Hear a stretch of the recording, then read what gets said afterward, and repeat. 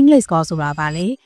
English Course ဆိုတာကကမ္ဘာအဆင့်မီ British Council ရဲ့ English Test တွေကိုဖြည့်ဆို့နိုင်တဲ့ Certificate တွေရယူနိုင်တဲ့ application တစ်ခုပဲဖြစ်ပါတယ်ဒီ application မှာနှစ်စဉ်လူပေါင်း2တန်းကျော်လောက်ဖြည့်ဆို့ကြပါတယ်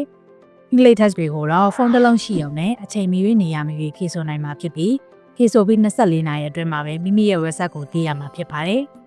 ဒီဗီဒီယိုလေးမှာတော့ application ကနေတဆင့် course test တွေဖြစ်တဲ့ grammar, vocabulary, reading နဲ့ listening တွေကိုဖြည့်ဆို့ပြီး certificate တွေဘယ်လိုထုတ်ယူနိုင်မလဲဆိုတာကိုရှင်းပြပေးသွားမှာဖြစ်ပါတယ်ပထမဦးဆုံး English Core App ကို Apple App Store သို့မဟုတ် Google Play Store ကနေတဆင့် download ဆွဲရပါမယ်ပြီးရင်တော့မိမိရဲ့ email, Google သို့မဟုတ် Facebook ပေါ်အသုံးပြုပြီး sign in လုပ်ပါပြီးရင်ပေါ်လာတဲ့မေးခွန်းတချို့ကိုမိမိရဲ့ profile အတွက်ဖြည့်ဆို့ပေးပါဗီဒီယိုမှာပြထားသလိုမျိုးပေါ်လာရင် no thanks ကိုနှိပ်ပေးပါအဲ့ဒီနောက်မှာတော့မိမိဖြည့်ဆို့ခြင်းနဲ့ English Core Test တွေကိုရွေးချယ်ပြီးဖြည့်ဆို့နိုင်ပြီပဲဖြစ်ပါတယ်ဆိုတော့ဘာတွေကိုဘယ်လိုဖြည့်ဆို့ရမလဲ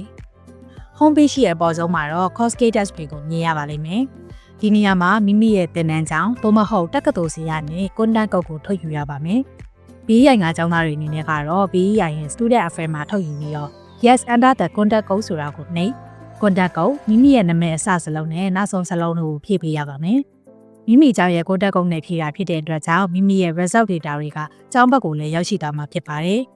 ပြီးရင်တော့ apply code ကိုနှိပ်တာအဲ့ဒီနောက် next နဲ့ I agree ကိုနှိပ်တာ course test ကဖြည့်ဆို့ချိန်မိနစ်30ကနေ40ကြာရှိပါတယ်ဖြည့်ဆို့ချိန်အတွင်းမိမိတို့ရဲ့ microphone နဲ့ camera တွေကိုဖွင့်ပေးထားဖို့လိုအပ်ပါတယ်သတ်မှတ်ထားတဲ့စည်းမျဉ်းတွေအတိုင်းဖြည့်ဆို့နေချိန်မှာ test ကိုလုံးဝရပ်တန့်လို့မရပါဘူးတယောက်တည်းတည်တံ့ဖြည့်ဆို့ရမှာဖြစ်ပြီးတိတ်ဆိတ်တဲ့နေရာမှာဖြည့်ဆို့နိုင်ဖို့လည်းလိုအပ်ပါတယ်မိမိမှာတဦးတည်းဖြည့်ဆို့ခြင်းဖြစ်ကြောင်းမတမာသောအရာများမရှိကြောင်းသက်သေပြနိုင်ဖို့အတွက်ဖြည့်ဆို့မဲ့အခန်းတွင်ကိုလည်းကင်မရာဖွင့်ပြီး360 degree လှည့်ပြပေးဖို့လိုအပ်ပါတယ်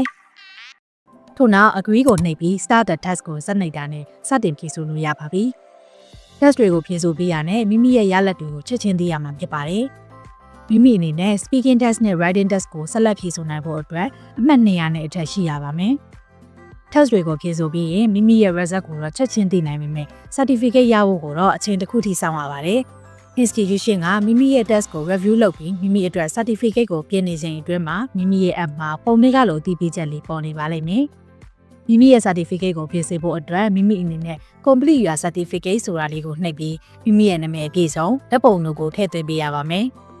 အဲ့ဒီနောက်24နာရီအတွင်းမှာမိမိရဲ့ certificate ကိုမိမိရဲ့ email သို့ပို့ပေးသွားမှာဖြစ်ပြီး download လုပ်ကသိသိနိုင်ပြီပဲဖြစ်ပါတယ်ရှင်